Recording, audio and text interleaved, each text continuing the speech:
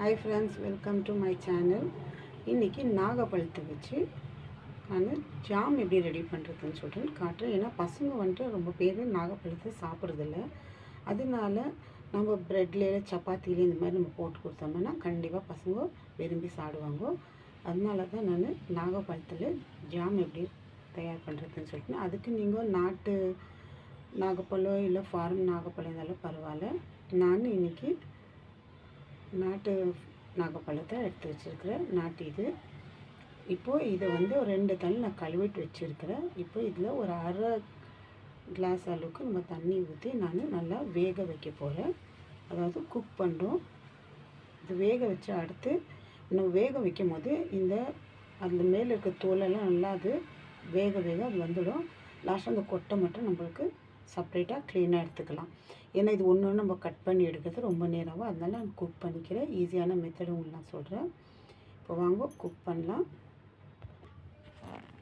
இப்போ கேஸ் பற்ற வச்சாச்சு. இப்போ இதில் நான் ஒரு அரை கிளாஸ் அளவுக்கு நான் தண்ணி சேர்த்துக்கிறேன். ஏன்னா அது வேகணும். அது வேகும் போதே ஒரு 2 சிட்டுக்கு அளவுக்கு உப்பு போட்டுட்டு வேக வச்சு நீங்கள் வேக வைக்கலாம். ஏன்னா இன்னும் ஜாம் நல்லா டேஸ்ட்டு கொடுக்கும். இப்போ இது நான் எடுத்து வச்ச இந்த நாகப்பழத்தை இதில் ஃபுல்லாக நான்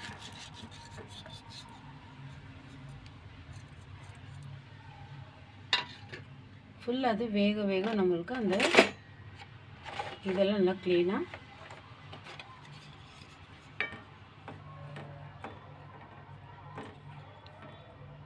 அது நல்லா கொஞ்சம் வெந்த பிறகு அதில் அந்த மேலே இருக்க அந்த பழங்கள்லாம் நம்மளுக்கு க்ளீனாக நல்லா அது கொஞ்சம் நேரம் கொதிக்கணும். ஒரு 5 நிமிஷம் கொதிச்சிச்சின்னா போதும். ஃபுல்லாக அதில் இருக்கிறதெல்லாம் அந்த மேலே இருக்கிற சதெல்லாம் நம்மளுக்கு க்ளீனாக வந்துடும். கொட்டெல்லாம் செப்ரேட்டாக ஆகிடும். அடுத்து அது கூட நம்ம சேர்க்க வேண்டியது இன்க்ரீடியன்ஸ் வந்து நான் ஒரு சர்க்கரை எடுத்து வச்சுக்கிறேன். இவ்வளோ சர்க்கரை ஒரு சின்ன கப் அளவுக்கு நான் எடுத்து வச்சுருக்கிறேன். உங்களுக்கு வேண்டாம் ஸ்வீட் எப்படிக்குது அந்த மாதிரி நீங்கள் எடுத்துக்கலாம். அடுத்து வந்து எலுமிச்சப்பழம். இதில் ஒரு 2-3 ட்ராப் தான் நான் போட போகிறேன். ஏன்னா ஜாம் வந்து கொஞ்சம் தான் நான் ஃபஸ்ட்டு உங்களுக்கு சாம்பிள் காட்டியிருக்கேன் எப்படி செய்யுதுன்னு சொல்லிட்டு. அடுத்து ஏலக்காய். இதில் ஒரு ஏலக்காய் எடுத்து நல்லா நசுக்கி பவுடர் மாதிரி பண்ணிவிட்டு அதில் நம்ம ஆட் பண்ணிக்கலாம். இப்போ அது வெந்த அப்புறமா அது நம்ம நல்லா வெந்துட்டு இருந்துச்சுன்னா நம்ம ஃபில்ட்ரு பண்ணிவிட்டு அந்த ஃபில்டர் நம்ம நல்லா ப்ரெஸ் பண்ணோம்னா அந்த ஜூஸ் ஆனதில் இல்லை மிக்ஸி ஜாரில் போட்டு நம்ம அரைச்சி எடுத்துக்கலாம். அதனால நான் மிக்ஸி ஜாரில் போட்டு அரைச்சி எடுத்துக்கலாம். அது பாயில் ஆன பிறகு பாருங்க எந்த அளவுக்கு கொதிக்க ஆரம்பிக்கும் போது அதில் இருக்கிறதெல்லாம் ஃபுல்லு இந்த தண்ணி நம்மளுக்கு இவ்வளோ இதுவாக இருக்குது கெட்டியாக. அது இன்னும் நல்லா கொதிச்சிச்சிங்கன்னா ஃபுல்லாக நம்மளுக்கு ஃபுல்லு இறங்கிடும். அதில்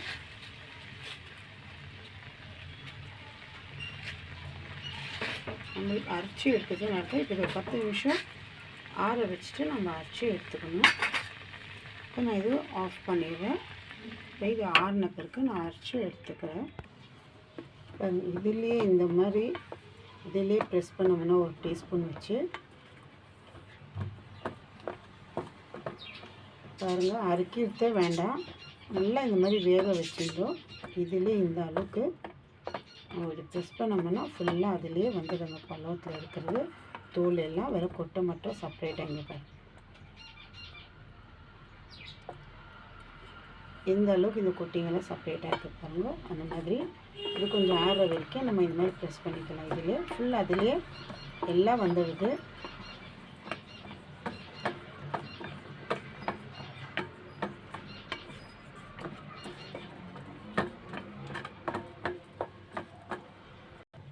இது நான் ஃபில்ட்ரு பண்ணிக்கிறேன்.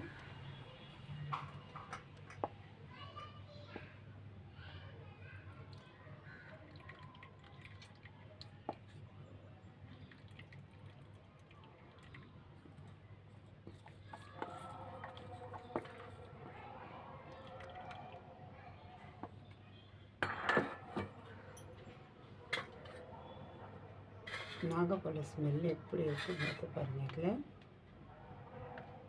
பாருங்கள் இந்த அளவுக்கு. இதில் இந்த கொட்டிங்க மட்டும் எடுத்துகிட்டு அதில் இருக்க அந்த சதெல்லாம் நம்ம இதிலே இது பண்ணிக்கலாம்.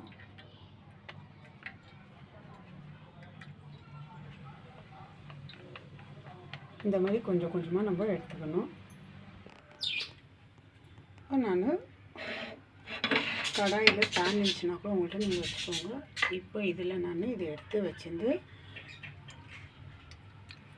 உங்களுக்கு ரொம்ப துப்பியாக இருந்துச்சுனாக்கா நீங்கள் மிக்ஸி ஜாரில் போட்டு அரைச்சிக்கோங்க. ஏன்னா இது நல்லா இதாகிட்டு இருக்குது, அதனால் நான் மிக்ஸி ஜார் யூஸ் பண்ணல.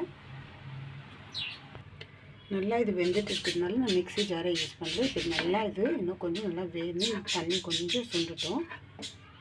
இது வேக வைக்கும்போது நம்ம தண்ணி ஊற்றுறோம்னா அந்த 1/2 டம்ளர் அதில் தான் வெந்து மிச்சம் அந்த தண்ணியை அந்த ஜூஸை நம்ம எடுத்துக்கணும். வேறு தாசி தண்ணியெல்லாம் நீங்கள் இது பண்ணிங்கன்னா நம்மளுக்கு அந்த ஜாம் டைப்பில் அந்த இதுக்கு வராது நம்மளுக்கு. இந்த அளவுக்கு இப்போ நான் இது நல்லா கொஞ்சம் வேகணும். ரொம்ப தடுக்க இருந்துச்சுனாக்கா நீங்கள் மிக்ஸி ஜாரில் போட்டு அரைச்சிக்கணுன்னா இன்னும் உங்களுக்கு நல்லா மேஷ் ஆகும். நான் நல்லா வேக வச்சதுனால வெறும் இந்த மாதிரி ஸ்டிக்லேயே நான் நல்லா ப்ரெஸ் பண்ணியிருக்கிறேன், நசுக்கி இருக்கிறதுனால நல்லா இதுவாக இருக்குது எனக்கு. இப்போ இதில் நான் தேவையான அளவுக்கு சர்க்கரை சேர்த்துக்கிறேன். அது பாவு கெட்டியாகவும்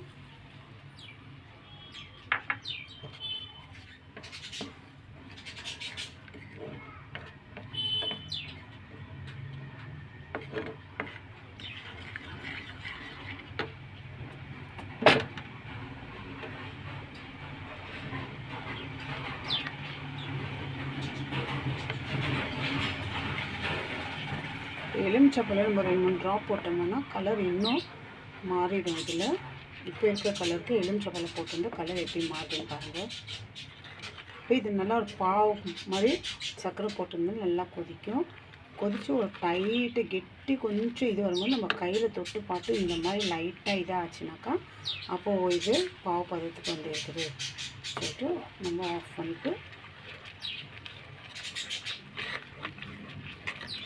ஏன்னா அடி பிடிக்காத அளவுக்கு இந்த மாதிரி கிண்டிக்கிட்டே இருங்க.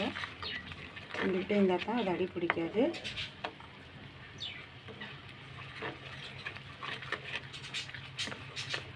நாகப்பழம் நீங்கள் எங்கே வாங்கினாலும் சரி ஒரு 2-3 தண்ணியில் அலசி எடுத்துடுங்க. 2 தண்ணியில் அலசும் போது கொஞ்சம் லைட்டாக உப்பு போட்டு அலசிக்கோங்க. இப்போ இது உங்களுக்கு தேவையானதால் நீங்கள் உப்பு சேர்த்துக்கலாம். இன்னும் உப்பு போட்டால் கொஞ்சம் டேஸ்ட்டு வித்தியாசமாக இருக்கும். நான் இது உப்பு சேர்க்கல, தேவையான நீங்கள் சேர்த்துக்கலாம். கழுவும் போது மட்டும் நான் 2ஆவது தண்ணியில் கழுவும் போது கொஞ்சம் நேரம் உப்பு போட்டு நான் ஊற வச்சுடுவேன். ஏன்னா நம்மளுக்கு கண்ணு தெரியாத பூச்சிங்க இருக்கும், அதில் நம்மளுக்கே தெரியாது. அந்த குட்டி குட்டி ஹோல்ஸ் மாதிரி இருக்கும்.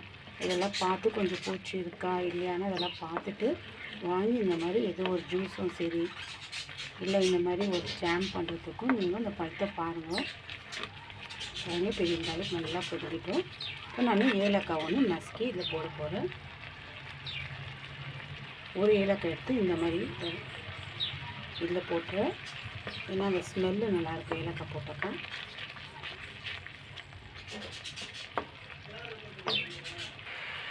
அடுத்து இதில் ஒரு 2-3 ட்ராப் அளவுக்கு உங்களுக்கு புளிப்பு எப்படி இருக்கோ அந்த சேர்த்துக்கோங்க. நான் ஒரு 2-3 ட்ராப் அளவுக்கு தான் நான் லைம் சேர்த்துக்கிறேன். இன்னும் ஜாஸ்தி வேண்டாம். ஏற்கனவே பழுத்தில் புளிப்போ தித்திப்போ ரெண்டும் மிக்ஸ் ஆகிட்டு இருக்கும்.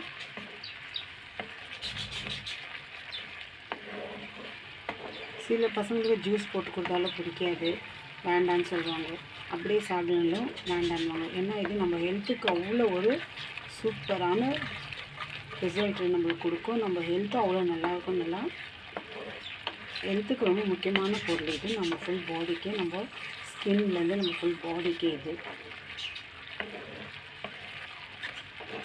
இந்த சீசன் வந்தால் கண்டிப்பாக சாப்பிட்டுடணும்.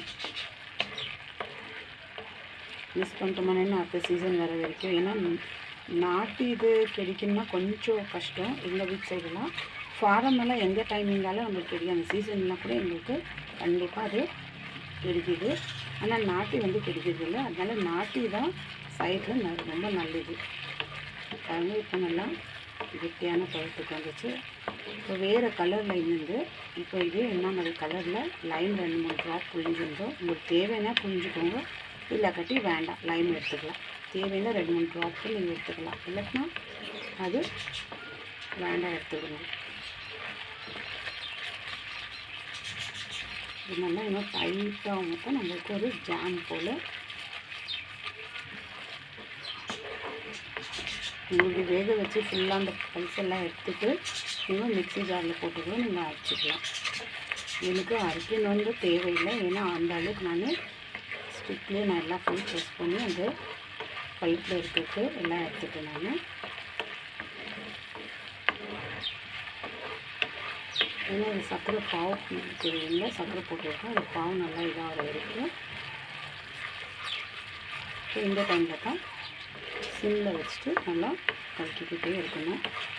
இல்லைன்னா அடி பிடிச்சிடும். அடி பிடிச்சாக்கா ஸ்மெல்லே மாறி போயிடும்.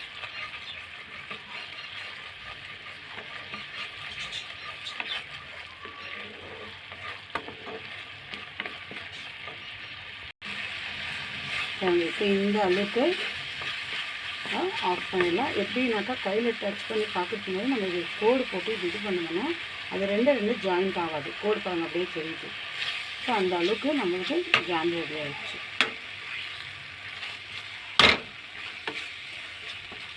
இது நல்லா ஆறிடும். இது பாத்திரத்தில் எடுத்து வச்சுக்கலாம். பாட்டில் இருந்தால் பாட்டிலில் ஸ்டோர் பண்ணிக்கோங்க. நான் கொஞ்சம் செஞ்சதுனால ஒரு பவுலில் எடுத்துக்கிறேன் நான். நான் இந்த பவுலில் இது பசங்களுக்கு நல்லா ப்ரெட்டு ஜாமில் நீங்கள் ஜாம் வேண்டாம், இந்த ஜாமை நீங்கள்